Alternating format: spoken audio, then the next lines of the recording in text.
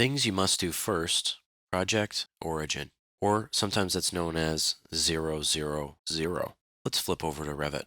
When you start up Revit, you start your template using the correct template for the units that you want, metric or imperial. The tendency is to say, let's start drawing a wall right away. And so you start drawing your wall.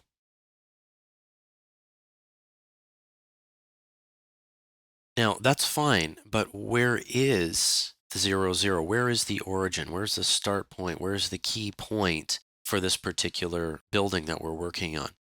Well, why is that important?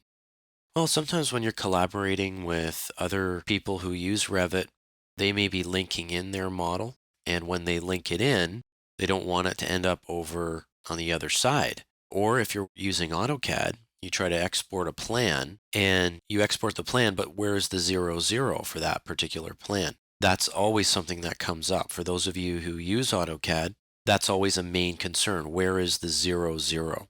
Well, that's similar with Revit. We want to start off on the right foot by finding the 000 in Revit. It's important to understand this too. The 0 in Revit cannot be moved. And once you start drawing your project, it's very difficult to move that. So let's simply identify where that is. I'm going to click in the project browser, double click on the site view, and now we'll have this plan which comes up. You can see here that there are some elevation markers. That's what these things are.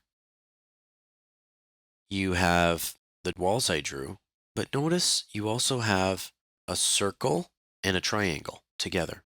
The circle is called the project base point, and that really is the critical point, or the 0 It's important that this matches up with other people's 0 or their expectations of what that can be. Now, it can be different for different projects. One typical example would be for a floor plan, like I'm working on right now. Instead of drawing my walls there, what if I were to go to my wall tool, and I'm going to draw my walls there instead?